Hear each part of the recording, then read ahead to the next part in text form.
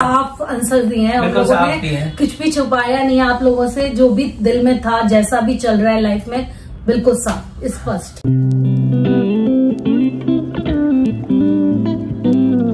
Evening guys, welcome to Indian mom studio. तो आज मैं बना रही हूँ कशिश के हाथों वाला पास्ता। मुझे आज कशिश की बहुत याद आ रही थी। जब भी वो कभी आती थी ना यहाँ पर छुट्टियों में और रहकर जाती थी, तब मैं उससे एक चीज बोलती थी, बेटा सब कुछ मैं खिलाऊंगी तुझे अपने हाथों से बना के, बस तू मुझे अपने हाथ का पास्ता खिला दे। क्योंकि मुझे इसके हाथ का पास्ता इतना पसंद आता था, मैं उंगलियां चाटती थी। तो बस वैसे ही कोशिश करूंगी आज उसी की रेसिपी को फॉलो करते हुए मैं ये पास्ता बनाने वाली हूँ। अभी मेरी उससे फोन पे बात हो रही थी, वो वहां पर भी बड़े बड़े टेस्टी टेस्टी पास्ता बना रही है और भी तरीके के पास्ता बनाने आ गए हैं। आज तो बोली थी मैं मशरूम वगैरह डाल के बनाऊंगी, क्रीम वगैरह डाल के। हाँ, इतनी फेमस है कि भाई लोग उसको, आप बिलीव नहीं करोगे, सच्ची में उसे फोन करके बोलते हैं कि चलना साथ में कुकिंग करते हैं। और कुकिंग करने में वो मुझे बताती है कि कुकिंग का जो मेन पार्ट होता है वो मुझे ही आता है, बाकी सारे लोग मेरे हेल्पर बन जाते हैं कि कोई सब्जी काट के दे देगा, कोई जो है बर्तन साफ कर देगा खाना बनने के बाद, लेकिन खाना जो बनाना आता है वो अपने फ्रेंड्स में इसी को आता है। तो बहुत बच्चे इसको रिक्वेस्ट करते रहते हैं कि यार चल मिलके ना खाना बनाते, मैं तेरे पास आ रही हूँ, तू हम ना खाना बनाएंगे एक साथ। तो कशिश वैसे हेल्प भी करती है और बनाती भी, क्योंकि उसे भी ना साथ में कुकिंग करने में मजा आता है। और जब एक से भले दो लोग होते हैं तो खाना कुक करने का मन भी करता है और खाने का भी मन करता है। तो इसलिए वो ग्रुप कुकिंग करती रहती है अपने फ्रेंड्स के साथ। चलिए, अभी कशिश के बारे में बहुत बात होगी, मैं सेंटी हो जाती हूँ उसके बारे में बातें करते करते। अब तो पता नहीं 3 महीने से ज्यादा हो गए होंगे। अगस्त, सितंबर, अक्टूबर, नवंबर, नहीं अगस्त में गई है ना, 27 अगस्त। हाँ तो फिर सितंबर, हाँ 3 महीने पूरे होने वाले हैं। और अभी तो 3 ही महीने लगे हैं, जैसे कि 3 साल हो गए। और अभी तो और टाइम गुजारना है, क्योंकि पता है मुझे कि इतनी जल्दी उसका आना नहीं हो पाएगा। और लास्ट व्लॉग पर जो कशिश के लिए आप लोगों ने कमेंट करे हैं, उनके लिए धन्यवाद। बहुत ही प्यारे प्यारे कमेंट थे। कशिश ने अपनी फ्रेंड संस्कृति के साथ बैठकर पढ़े और वो भी कह रही थी कि यार कितने अच्छे अच्छे कमेंट्स आए सारे। और सच्ची में आप लोगों ने बहुत प्यार दिखाया। आप लोग सच में हमारी फैमिली हो, क्योंकि हमारे साथ जो भी हो रहा होता है वो आपके साथ हम लोग शेयर करते हैं। और जब कशिश की लाइफ में कुछ नया अलग हो रहा है वो भी मैं आपके साथ कभी ना कभी शेयर करती रहती हूँ। और आप लोग हमेशा प्यार देते हो कशिश को, थैंक यू सो मच। तो चलिए, बेक पास्ता बनाने के लिए कशिश क्या करती थी ना, सारी वेजिटेबल्स लेके उन्हें बेक करने डालती थी। तो वही मैं करूंगी सबसे पहले। इसके लिए मैंने रेड, येलो कैप्सिकम लिए और इसके साथ ग्रीन कैप्सिकम, अनियन और टमाटो। चेरी टमाटो हो तो चेरी टमाटो ले लो, वरना ये वाले रेगुलर टमाटो भी चल जाएंगे। तो इन सबको मैं चॉप करके मोटा मोटा ही चॉप करूंगी, क्योंकि हमें बेक करना है। एंड देन इसके बाद हमें इसे मिक्सी में डालकर इसका एक प्योरे या पेस्ट बना के तैयार करना है, जिससे हम पास्ता रेडी करेंगे तो और भी फ्लेवरफुल लगेगा। वैसे पास्ता बनाने के कई सारे तरीके होते हैं और कशिश ने ऑलमोस्ट सारे ही तरीके का पास्ता मुझे बना के खिलाया हुआ है। मेरा एक कोरियर आना था, देखती हूँ कि क्या आया है।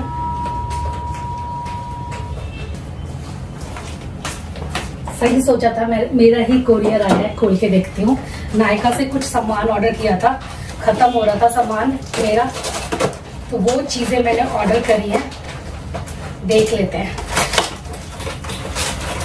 पास्ता में दिमाग नहीं लग रहा, मेरा इसमें लग गया एकदम से। ओह, ये मंगाया था मैंने, ये कशिश यूज कर रही थी और मुझे बड़ा पसंद आया था, वो अपने साथ ले गई। तो मैंने भी सोचा था कि मैं अपने लिए भी मंगाऊंगी, मुझे बहुत पसंद आता था। ये है ग्लिटर आर्टी लिप ग्लेज, बहुत ही प्यारा शेड है। मैंने इसे ऑलरेडी यूज किया हुआ है कशिश का। अभी मैं कशिश से बात कर रहा था, वो भी वहाँ पे अपना लंच बना रही है, कुछ तो बना रही है, वो मशरूम का बना रही है। तो ये है, ये बहुत ही ब्यूटीफुल लगता है। अभी लगा लेती हूँ। हाँ, नई चीज की तो बात ही अलग होती है।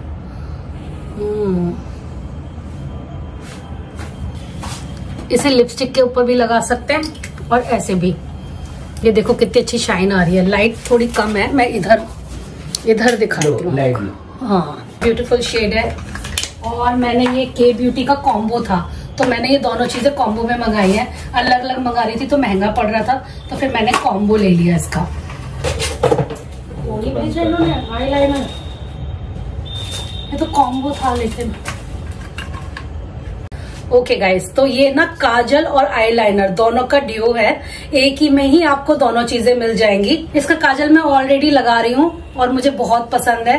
अब खत्म हो गया है मेरे पास। देखते हैं, ये फर्स्ट टाइम ट्राई कर रही हूँ उसका ड्यू। ये पेन आईलाइनर है, ये देखिए पेन आईलाइनर है और इस साइड है काजल। वाह, ये चीज मजेदार मिल गई। एक में ही दोनों चीजों का काम हो गया। दूसरी तरफ कैप लगा के रखना लेके। हाँ, वरना काजल निकल के बाहर आ जाएगा। चलो, लेकिन अच्छी चीज है ये। दो चीजें, हाँ, एक मैंने ये लैक्मे का ब्लर परफेक्ट मंगाया है और ये वाला प्राइमर मैं पहले भी यूज करती थी। बहुत टाइम मैंने इसे यूज किया है। मुझे लगता है 2021 2022 में मैंने इसे बहुत यूज किया है। मैं मतलब घर में जब भी व्लॉग्स वगैरह शूट करती थी हमेशा इसी को लगाती थी।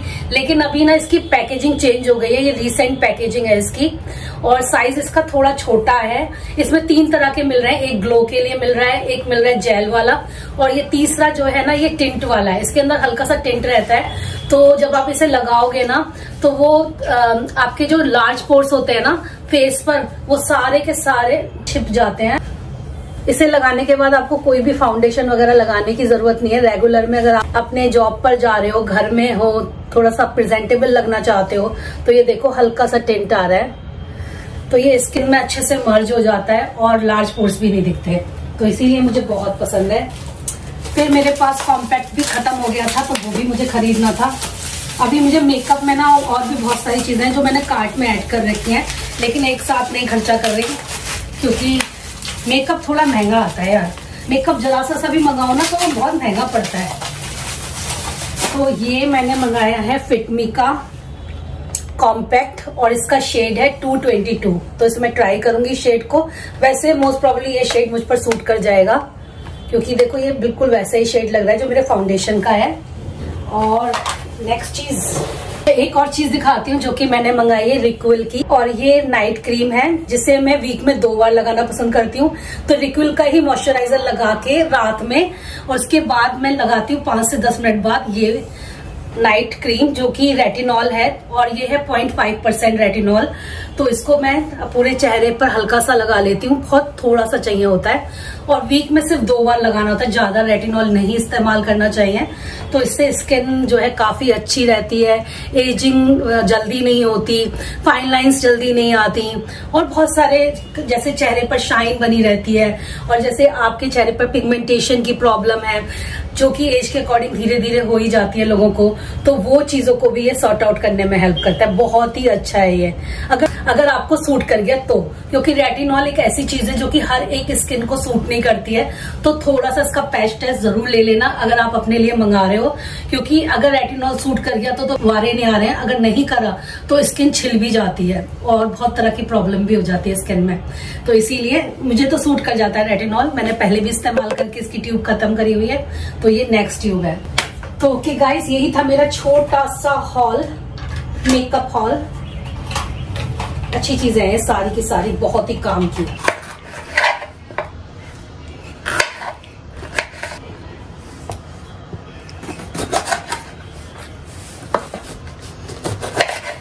आज ना रोटी सब्जी खाने का बिल्कुल मन नहीं कर रहा था। सुबह दाल चावल और रोटी वगैरह बनी थी तो मन नहीं कर रहा था। वैसे भी आज संडे है, संडे में कुछ ऐसी कुकिंग करने का मन भी करता है। और ये थोड़ी सी बच गई है मेरे पास जो कि मैंने बचा ली है, क्योंकि यार ये बहुत महंगी आती है मार्केट में, तो थोड़ी बहुत बचा के ही मैं चलती हूँ इसे। तो इसे मैं इस्तेमाल करूंगी सैलेड में।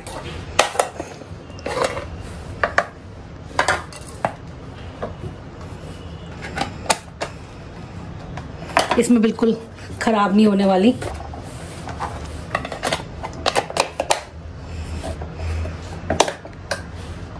और इस पास्ता की जो सॉस है ना, उसे बनाने के लिए हम लोग काजू का भी इस्तेमाल करेंगे। तो गर्म पानी में मैंने थोड़ी देर के लिए सोक कर दिए काजू। अदरक भी डाल सकते हो आप इसमें, जिंजर भी डाल सकते हो। मैं सब चीजें एक साथ इसमें डालने वाली हूँ प्लेट में, और ऊपर से ऑलिव ऑयल, हल्का सा नमक और बेक करने डाल देंगे। अगर बेक नहीं करना चाहते हो, ओवन नहीं है आपके पास, तो क्या करो, एक पैन लो, उसमें सौते कर लो, और जब सारी चीजें सौते हो जाएं, ठंडा होने के बाद उसे मिक्सी में इसी तरीके से चला दीजिए, तो वो भी वही सॉस बन के तैयार होगी। इसमें थोड़ा सा बेक में क्या होता है ना, थोड़ी एक खुशबू सी ऐड हो जाती है।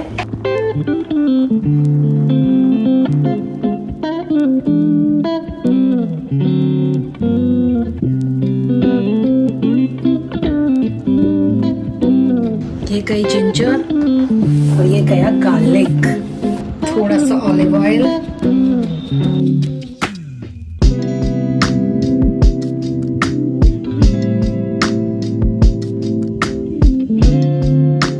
तो अब उबलने रखूंगी मैं पास्ता गर्म पानी में।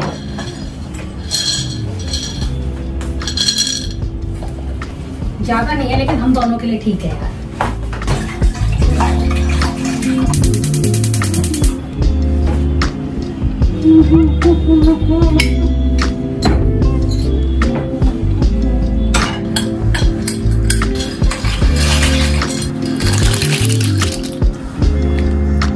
तो यहाँ उबल रहा है और मैं यहाँ पर तैयार कर रही हूँ ब्रेड क्रूटॉन्स।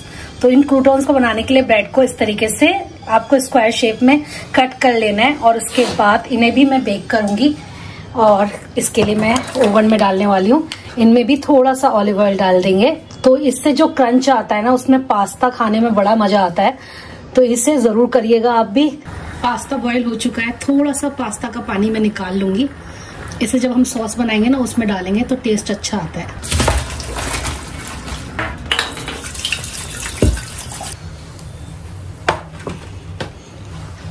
तो ये बेक हो गई है सारी वेजिटेबल। थोड़ा ठंडा करके इसे मिक्सी जार में डालेंगे।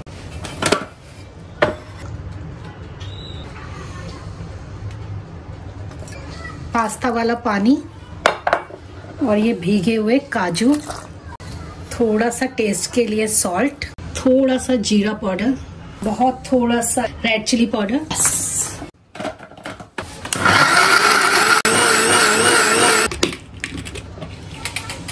अब बनाते हैं पास्ता। जो हम लोगों ने ये फ्रेश पास्ता सॉस बनाई है ना, इसका टेस्ट बहुत ही बढ़िया आता है, क्रीमी एकदम फ्रेश। तो इसकी एक लेयरिंग कर लेंगे और अब डालेंगे इसके ऊपर पास्ता इस तरीके से। बाजार की जो पास्ता सॉस होती है ना उसमें इतना फ्रेश फ्लेवर नहीं आता जितना घर की बनी में आता है। थोड़े से चिली फ्लेक डालेंगे, थोड़ी सी ऑरिगेनो, हम डालेंगे फिर से पास्ता सॉस और थोड़े से चीज के स्लाइस लगाएंगे इसमें। चीज के स्लाइस है तो चीज के स्लाइस लगा दो, अदरवाइज आप क्या कर सकते हो, श्रेडेड चीज होती है ना वो भी यूज कर सकते हो।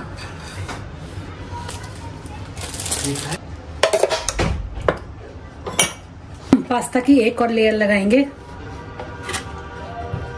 और अगर आप ओवन में नहीं बना रहे हो ना तो ये सारी चीजें आप कढ़ाई में मिक्स करके एक साथ मिक्स कर सकते हो। कढ़ाई में नहीं, कुछ चीजें होती है मैं पास्ता कभी बनाती नहीं ना, तेरे बिना कभी बनाया ही नहीं मैंने आज तक। तो मतलब क्या मतलब ये ऐसा क्या ऐसी चीज हमेशा मतलब तेरे आने का ही वेट करती थी मैं, हमेशा तेरे आने का ही वेट करती थी कि कशिश आएगी तब बना के खिलाएगी। पूछ ले डैडी से, डैडी मुझसे कितना बोलते थे, मैं कहती थी ये मैं नहीं बनाऊंगी, ये तो कशिश आएगी ना वही बनाएगी। सब कर लिया है मैंने, लेयरिंग में बनाई है, तेरे जैसा ही बनाया है ना, अभी तो तेरी ज्यादा याद आ गई।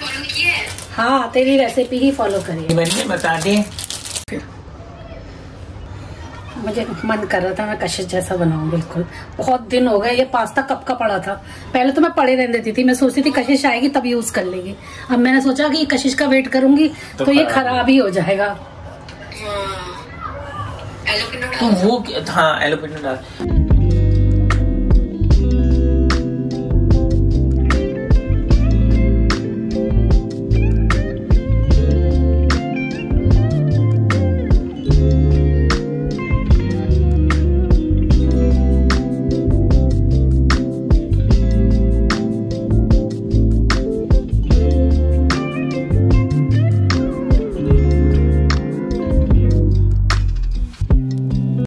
दिल तो पास्ता में अटका पड़ा है इसका।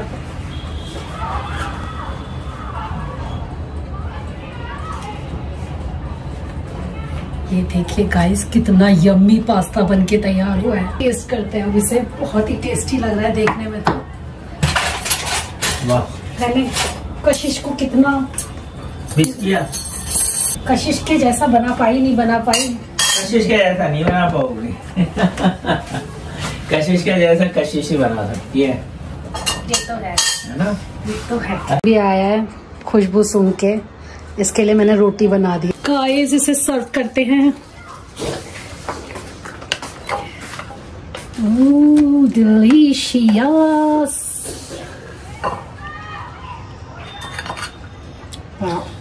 लग तो ये भी टेस्टी रहा है वैसे। हाँ, आगे भी चाहिए ना इसलिए। तो बीवी को भी नाराज नहीं कर सकता। ये लीजिए। वाह। ओवन में डाल दिया। ओवन में डाल दो ताकि गरम गरम मिल जाए सेकंड सर्विंग के लिए, वरना ठंडा होके मजा नहीं आता। हाँ।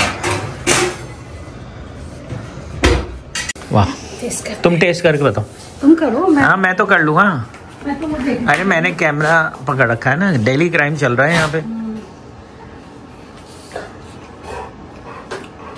सॉसेज हैं? Rice and sausage. चलो मैं भी खाता हूँ। गाइस इस रूम में हमारे कितनी अच्छी धूप आ रही है। मुझे सर्दियों में ये वाला कमरा बहुत पसंद आता है। मैं तो धूप जब आती है ना दोपहर में यहीं पे सो जाती हूँ। वो अलग बात है, मुझे सोने का टाइम भी मिलता है दोपहर में।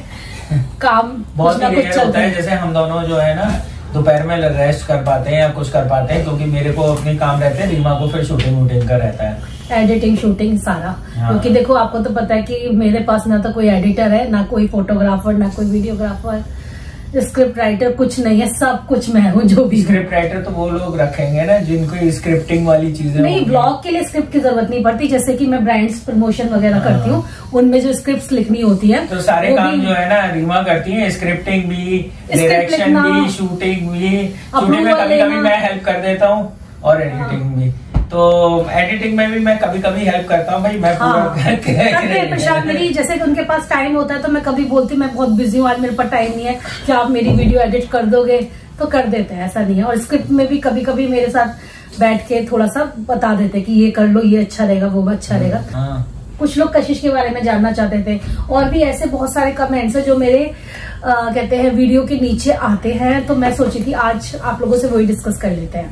ओके, कशिश के बारे में जैसे कशिश के बारे में तो वही कि उसकी एजुकेशन वगैरह का कैसे किया और अच्छा। ये सब हम शायद तो ये सब हम पहले एक वीडियो में बता चुके हैं, बट प्रोबेबली बहुत सारे जो नए सब्सक्राइबर्स है वो ज्वाइन होते हैं, उनको पता करना होता है अपने बच्चों के बारे में। तो मैं आपको बता दूं, कशिश जो है MS कर रही है, मास्टर्स कर रही है इन biotechnology university college Dublin Ireland से, और उसने बीटेक इन बायोटेक्नोलॉजी किया हुआ है SRM यूनिवर्सिटी चेन्नई से।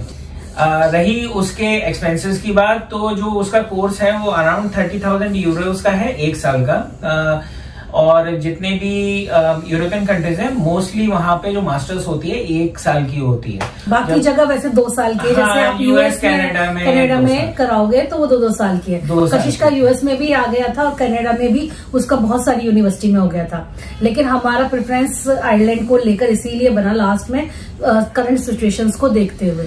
थोड़ी सी सेफ्टी को भी लेके हम लोग कंसर्न थे, तो Ireland is comparatively safe country. बहुत लोग कह सकते हैं कि भाई वो सेफ कंट्री नहीं है, लेकिन अगर आप ग्लोबल सिनेरियो को देखें ना तो आयरलैंड सेफ है। और जैसे कि अब कशिश को गए 2-3 महीने हो गए हैं, तो वो जैसे बताती है कि सेफ है, यहाँ पे ऐसी कोई प्रॉब्लम नहीं है, वो यूनिवर्सिटी कैंपस में ही रह रही है। तो जैसे कि मैंने बताया उसका 30,000 यूरोज के करीब 1 साल का था। बाकी उसका लिविंग एक्सपेंसेस, अकोमोडेशन जो होती है वो आप बाहर भी ले सकते हो और यूनिवर्सिटी में भी। बाहर की सस्ती है, बल्कि बाहर की सस्ती भी है, महंगी भी है रीमा, क्योंकि अगर आप स्टूडेंट अकोमोडेशन में रहोगे तो वो महंगा होता है। अगर आप जैसे बच्चे जो है फ्लैट लेके एक रह लेते हैं और उसको शेयर कर लेते हैं तो वो करीब 600-700 यूरो पर पर्सन पड़ जाता है। लेकिन यूनिवर्सिटी की महंगी है, लेकिन सेफ्टी ज्यादा है यूनिवर्सिटी में, क्योंकि आप यूनिवर्सिटी में ही रह रहे हो, यूनिवर्सिटी में ही पढ़ाई कर रहे हो, तो आप रात भी हो रही है, आपको लेट नाइट भी पढ़कर वापस आ रहे हो, क्योंकि देखो अंधेरा जल्दी हो जाता है बाहर की कंट्री में 4 बजे के बाद। तो वो सब चीजों को देखते हुए सेफ्टी बहुत बढ़िया है कि और ज्यादा चलना नहीं है, ज्यादा भागना नहीं है। क्लास स्टार्ट होने से 15 मिनट पहले वैसे जहाँ पे कशिश है उस एरिया में सब जगह सेफ्टी है, और बच्चे जो अकोमोडेशन में नहीं रहते हैं वो उसी यूनिवर्सिटी के आसपास ही लेते हैं। अब उसका जो लिविंग एक्सपेंसेस है उसमें से आप ये लगा लो कि उसका अराउंड 1500 यूरोज पर मंथ आता ही आता है, उसका इतना खर्चा है, बिकॉज यूनिवर्सिटी अकोमोडेशन जो है वो थोड़ी सी एक्सपेंसिव है। और वैसे भी वो सिंगल रूम में रह रही है। हाँ। अगर इसमें भी आप डबल वाला ले लेते हो जहाँ पर 2 लड़कियां एक रूम में रहती है तो वो थोड़ा सस्ता पड़ता है। अब ये सब बाय लक होता है। हाँ। लॉटरी से होता है। उसने दोनों ही भरे थे कि डबल वाला भी और सिंगल वाला भी, उसको सिंगल मिला। तो ये तो आपको मालूम पड़ गया कि भाई उसके लिविंग एक्सपेंसेस क्या है और उसका फीस कितना है। तो लगभग ना आप ये लगा लो 1 साल का 18,000 यूरोज वो हो गया, 30,000 यूरोज उसका फीस हो गई। तो 48,000 यूरोज के करीब उसका जो है टोटल 1 ईयर का एक्सपेंसेस है। और उसमें उसने मेहनत करी थी क्योंकि अपने बीटेक में, इसलिए उसको सीजीपीए के बेसिस पे 10,000 की उसे स्कॉलरशिप मिल गई थी। तो it is going to cost around 38,000 euros to हर।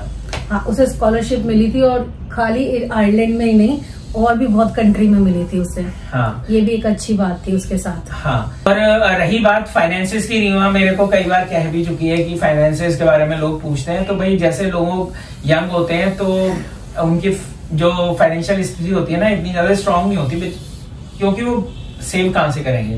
तो धीरे धीरे जैसे जर्नी लाइफ आगे बढ़ती है तो लोगों के फाइनेंसेस भी सुधरते हैं और उसके बाद सेविंग्स भी होती हैं। तो सही बात बताऊं तो शुरुआत में जब तक मैं जॉब कर रहा था तो मैं ही मतलब ऑब्वियसली मैं ही सब कुछ मैनेज कर रहा था। रीमा घर संभालती थी, मैं बाहर जाता था, अर्निंग करता था और हम लोग यूएस भी गए। उस बेसिस पे हम लोग खूब घूमे भी। और उसके बाद जब रीमा आई तो रीमा ने एक सपोर्टिंग हैंड देना शुरू किया, जिसकी वजह से हमें ये फायदा हो गया कि जो डे टू डे एक्सपेंसेस हैं वो रीमा संभाल लेती है, रीमा की इनकम से हो जाता है। और जो सेविंग्स होती हैं और जो बड़े एक्सपेंसेस होते हैं जैसे घर हुआ, गाड़ी हुआ, और भी सारी चीजें होती है, बहुत सारी होती है, यू नो घर में कितनी सारी होती है, वो सब मैं करता हूँ। इवन कशिश की जो पढ़ाई है ग्रेजुएशन की और उसकी वो भी मेजर पार्ट तो रीमा ने ही कर लिया, क्योंकि रीमा ने कहा कि डे टू डे जो एक्सपेंसेस हैं वो मैं ही संभाल लूंगी, तुम चिंता मत करो। उधर रीमा है और जो बात रही सेविंग्स की और हमारे रिटायरमेंट प्लानिंग की वो मैं कर रहा हूँ। और अल्टीमेटली ये तो घर है तो इसमें कोई डिवीजन नहीं है, किसका पैसा इधर चला जाए थोड़ा, किसका पैसा उधर चला जाए, हमारे घर में वैसे भी ना प्रशांत ने अपनी लाइफ में बहुत मेहनत करी है, मैंने देखा है उन्हें, क्योंकि हमें किसी का कभी सपोर्ट नहीं था, कभी भी नहीं। और मैं ये सामने से बोल रही हूँ, हमने जो भी किया अपने बलबूते पे किया है, शुरू से लेके लास्ट तक अब तक। आई वॉज इन ग्रेजुएशन और मेरे पास फाइनेंसेस नहीं हुआ करते थे और तब मैंने एक डेटा एंट्री ऑपरेटर की जॉब पकड़ी थी। किसी दुकान पे मैं टाइप करता था। पहले आपको ध्यान होगा लोग जो है ना टाइप करवा के प्रिंट आउट से निकलवाते थे, तो मैं उधर टाइप करता था और फिर वो मेरे को मुश्किल से 1200-1300 रुपए देते थे, आई थिंक सो। और उसमें भी बहुत खुश था मैं। उसके बाद जब मैं दिल्ली आया तब मैंने अपना करना शुरू किया। तो I have been on my own throughout my life. ये हो कि मुझे सपोर्ट मिला है, मॉनिटरी सपोर्ट, ऐसा कुछ नहीं था मेरी लाइफ में। मैं तो यही कहूंगा कि जो मैंने अर्न किया है सब मेरा अपनी मेहनत से ही है। और मैं तो ये बोलूंगी कि प्रशांत ने मेहनत दिन रात करी और उन्होंने अच्छे से मेहनत करके मैं इतना घुमाया भी है कि जब हम यूएस में रहते थे, हम कोई ऐसी जगह होगी जहां हम नहीं घूमे हो। हमने पूरा यूएस घूम लिया था, मियामी, फ्लोरिडा से लेकर हर जगह देख ली थी। बस एक वो बची थी आपकी हवाई बचा था, अदरवाइज और अलास्का, ये सारी जगह हमने एक एक देख ली थी और कई बार जाके देखी है, एक बार नहीं कई बार जाके देखी है, क्योंकि जब आप रहते हो तो घूमते ज्यादा ही हो। तो उसके हिसाब से भी देखा जाए तो प्रशांत की मेहनत के सामने मैंने कोई मेहनत नहीं करी है, लेकिन फिर भी मैं उन्हें सपोर्ट करने की अब कोशिश इसलिए करने लगी। पिछले 6-7 साल से जब से है भाई मैं तो ये प्राउडली मैं ये कहूंगा कि रीमा ने बहुत सारे एक्सपेंसेस संभाल लिए हैं। एक और चीज प्रशांत, जो कि मुझसे काफी सारे लोग पूछते हैं कमेंट सेक्शन में और इसे नेगेटिव वे में भी पूछते हैं कुछ लोग, जो कि मुझे बहुत गंदा लगता है, कि प्रशांत कुछ काम नहीं करते। प्रशांत काम नहीं करते तो कैसे चलता फिर? इतनी सारी चीजें ऐसी थोड़ी बड़े हो गए हो तो प्रशांत नहीं काम करते। तो हाँ, at certain point of time I was employed in a very big company और मैं मतलब विप्रो में ही था और उसी के थ्रू हम लोग यूएस भी गए थे और वहां पे अच्छे क्लाइंट्स के संग हम लोगों ने काम भी किया। I was Microsoft project Seattle में थे तभी हम लोग बहुत दिन तक, लेकिन फिर हम लोग वापस आ गए और वापस आने के बाद मुझे ऐसा लगा यार अपना कुछ काम करना चाहिए। तो क्या था ना, फिर उस वक्त जो है, क्योंकि because of the US culture, because मैं यूएस में रह के आया तो वहां पे बहुत सारे लोग ना फ्रीलांस में काम करते हैं, मतलब पे एज यू गो वाला हिसाब किताब होता है ना, जैसे कि कंसल्टेंट बन के फ्रीलांस। तो मुझे वो कॉन्सेप्ट बड़ा अच्छा लगा था कि जब मर्जी हो, आपने 4 महीने 6 महीने काम किया, उसके बाद देन यू आर फ्री। आपने एक प्रोजेक्ट लिया, डिलीवर किया, उसके बाद आप free and you used to get very highly paid. तो मुझे वो चीज अच्छा लगा था, तो मैंने वही चीज यहाँ पे आके कंटिन्यू करी अपने इंडिया में आके, and I switched over to consultant role. तो फिर उसके बाद मुझे वो अच्छा लगा जिसमें आप अपने पेस पे काम कर सकते हो और आपको इनकम भी ठीक ठाक ही हो जाती है उसमें। तो इस तरीके से रीमा का भी तब पिकअप करने लगा। तो हम दोनों का जो काम है ना, वो एक तरीके से कहते हैं ना, सिनर्जी बन गई दोनों में। तो हम दोनों एक दूसरे को सपोर्ट करने लगे और हमारा काम भी हो गया, और इसी वजह से ना शायद हम लाइफ के बहुत बड़ी बड़ी चीजें अचीव भी कर पाए। तो आई थिंक आप लोगों को आज फाइनेंस से रिलेटेड और ये सारी चीजों बिल्कुल साफ आंसर दिए हैं, बिल्कुल साफ दिए हैं, कुछ भी छुपाया नहीं है आप लोगों से। जो भी दिल में था, जैसा भी चल रहा है लाइफ में, बिल्कुल साफ स्पष्ट, कोई भी कंफ्यूजन नहीं रहा होगा। इसके बाद आप, आई होप आप गलत और गंदे कमेंट नहीं करोगे इस चीज को लेके कि कुछ नहीं करते, बस सारे दिन घूमते रहते हैं। हाँ भाई, घूम रहे हैं क्योंकि पहले मेहनत कर चुके हैं और इतनी मेहनत कर ली है कि अब हम उस चीज को, बट गलत बात नहीं है। हो सकता है बहुत सारे लोग अपनी लाइफ स्टेज में हमसे नीचे हो, तो उनको ये लगता हो इतना कैसे आप कर लेते हो। इवेंचुअली मैं कहूंगा आप मेहनत करते रहो, सेविंग करते रहो और एंजॉय भी करो, आप इवेंचुअली उस प्लेस पे पहुंच जाओगे। मैं ये नहीं कहता हूँ मैं कोई गुरु हूँ, लेकिन हाँ, मैंने अपनी गलतियों से भी बहुत कुछ सीखा है और मेहनत करके आगे बढ़ना भी सीखा है। तो वही आप लोग भी अपनी लाइफ में करो, आप लोग भी आगे हर स्टेज पे पहुंचोगे। मेरे जैसे क्यों, मेरे से आगे जाओगे और अच्छा, और बहुत अच्छा करोगे। हम तो यही दुआ करेंगे। हम तो यही दुआ करेंगे। हमें देखने वाले जितने भी अच्छे अच्छे सब्सक्राइबर्स हैं, जो हमारे बारे में हमेशा अच्छा सोचते हैं, उनकी लाइफ में भी खूब तरक्की हो और खूब ऊंचाइयों को छुए। हाँ, एग्जैक्टली। बाय, चलो बाय गाइस।